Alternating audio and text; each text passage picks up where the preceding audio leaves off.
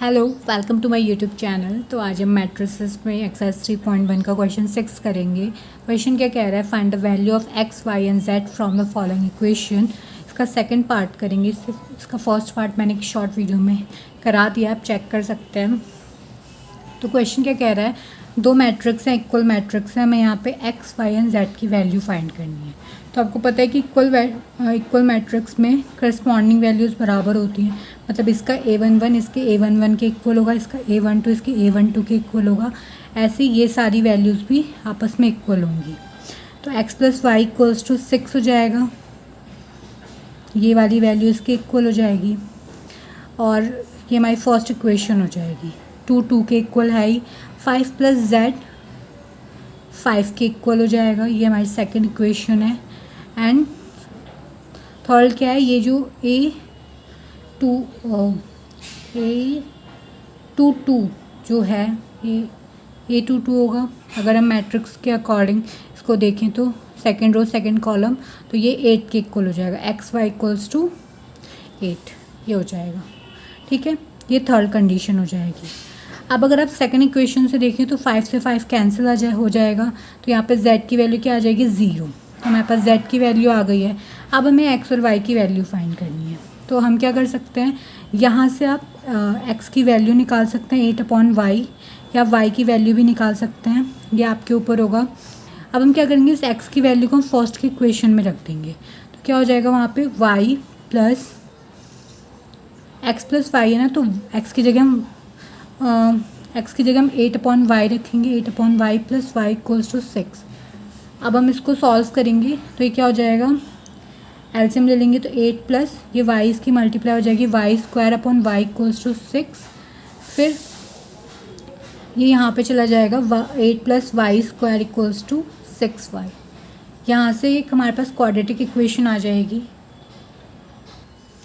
Quadratic equation क्या हो जाएगी हमारे पास, y² प्लस 8, इसको भी इधर लेके आएंगे -6y इक्वल्स टू 0।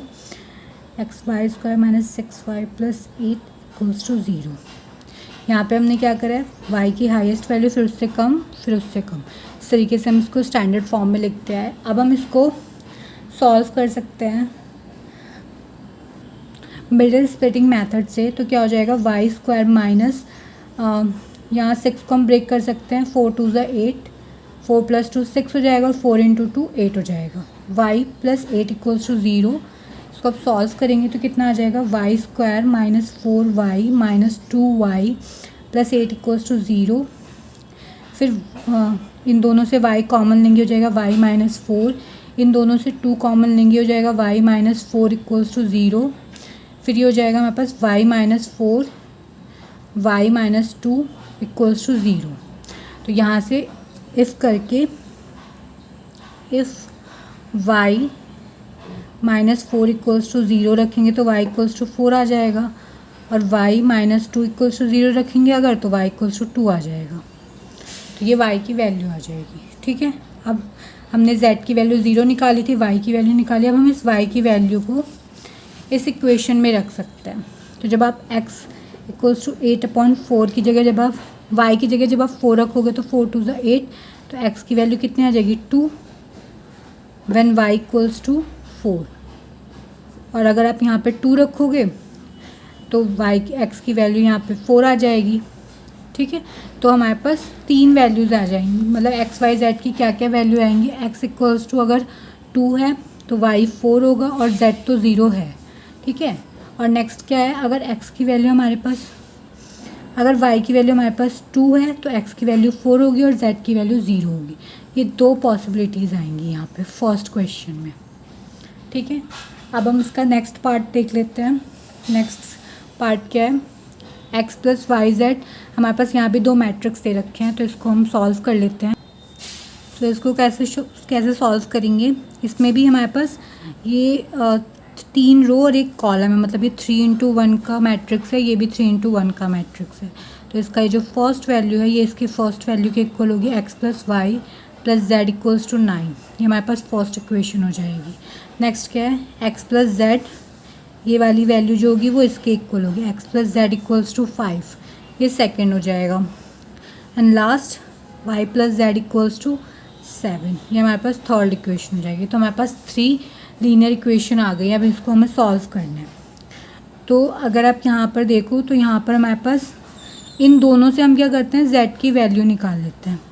यहाँ नहीं, यहाँ से हम x की वैल्यू निकाल लेते हैं फॉर सेकेंड इक्वेशन। तो जब आप x की वैल्यू निकालेंगे तो कितना होगा, 5 माइनस z, यहाँ पे x की वैल्यू आ जाएगी। और इस इक्वेशन से अगर आप y की वैल्यू निकालेंगे तो कितना होगा, 7 माइनस z। ठीक है, इन दोनों की जो वैल्यू होगी x और y की, ये हम रख देंगे फर्स्ट इक्वेशन में। तो फर्स्ट इक्वेशन में क्या हो जाएगा, 5 minus z plus 7 minus z plus z equals to 9। ठीक है, जब हम फर्स्ट ये दोनों वैल्यूज़ जो हैं ये हम फर्स्ट इक्वेशन में रखेंगे तो हमारे पास ये कंडीशन आएगी। यहाँ पे आप देखो इस z से z कैंसिल हो जाएगा क्योंकि सेम वैल्यू और अपोजिट साइन है।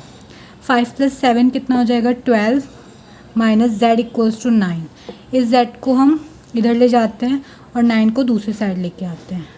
तो यहाँ से अगर आप देखें तो कितने वैल्यू आ जाएगी, z की 3। तो हमारे पास z की 3 वैल्यू आ गई है। ठीक है, अब z की इस वैल्यू को हम अगर यहाँ पे रखें तो क्या होगा, 5 माइनस 3 इक्वल्स टू 2। ठीक है, तो हमारे पास x की वैल्यू क्या आ जाएगी, 2। और अगर हम यहाँ पे y वाली कंडीशन में अगर हम z की वैल्यू 3 रखें तो 7 माइनस 3 कितना होगा, 4। तो x की वैल्यू कितनी आ रही है, 2, y की वैल्यू 4 एंड z की वैल्यू 3। y की वैल्यू आ रही है 4 एंड x की वैल्यू आ रही है 2। तो हमारे पास ये x y z की वैल्यू आ जाएगी। तो ये ठीक है, तो यहाँ पर हमारे पास लीनियर इक्वेशन की कंडीशन बनी थी और इससे पहले वाले क्वेश्चन में हमें क्वाड्रेटिक इक्वेशन मिला था जिसको हमने मिडिल स्प्लिटिंग मेथड से स्प्लिट किया था और x y z की वैल्यू फाइंड करी थी। वहाँ पे हमारे पास 2 पॉसिबिलिटी आ रही थी वैल्यूज़ की। ठीक है, आई होप आपको सारे क्वेश्चन समझ में आएंगे। इनमें जो मैंने मेथड यूज़ करे हैं वो आपको क्लियर होंगे। अब मिलते हैं फिर नेक्स्ट वीडियो में और क्वेश्चन के साथ। Thanks for watching.